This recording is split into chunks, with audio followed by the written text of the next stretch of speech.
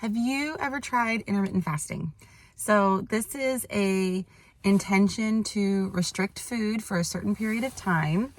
When it comes to normalizing meal patterns, biologically speaking, from birth, we need nutrients to survive throughout the day. And so typically after a period of rest, let's just say 10 to 12 hours, the body requires some sort of fuel to help with energy levels, to help kickstart. Your body naturally has something called the dawn phenomenon, where you naturally are connected to the sun or the moon. And when the moon is fading and the sun is rising, you have a natural burst of cortisol to try to help with blood sugar regulation. So you kind of have this natural rise in blood sugar to prepare for the morning. Regardless, that's not going to help with hunger.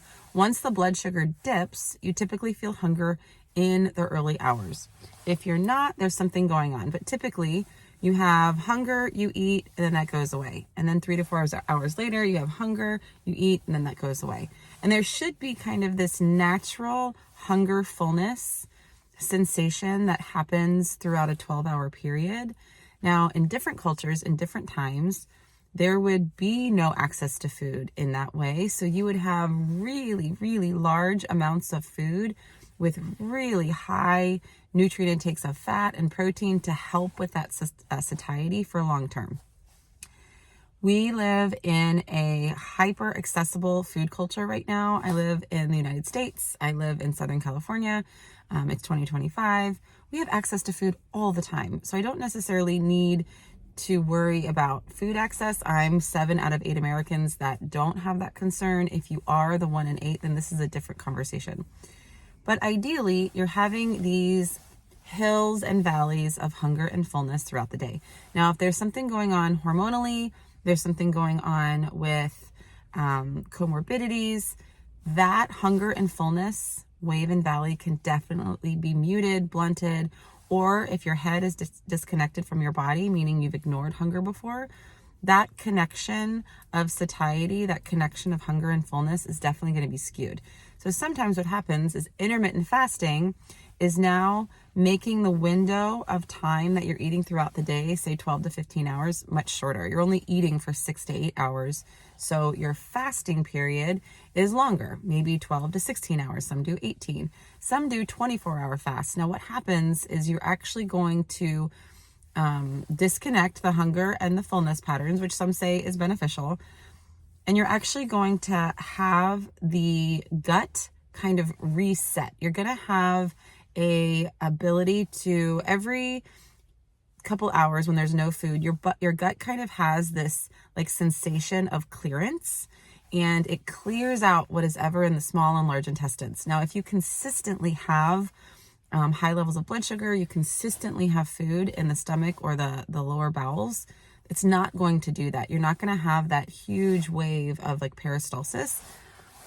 So people are missing out on the naturals. If they're not fasting and they're just snacking all day, you're having that missed ability to clear out and remove unwanted food.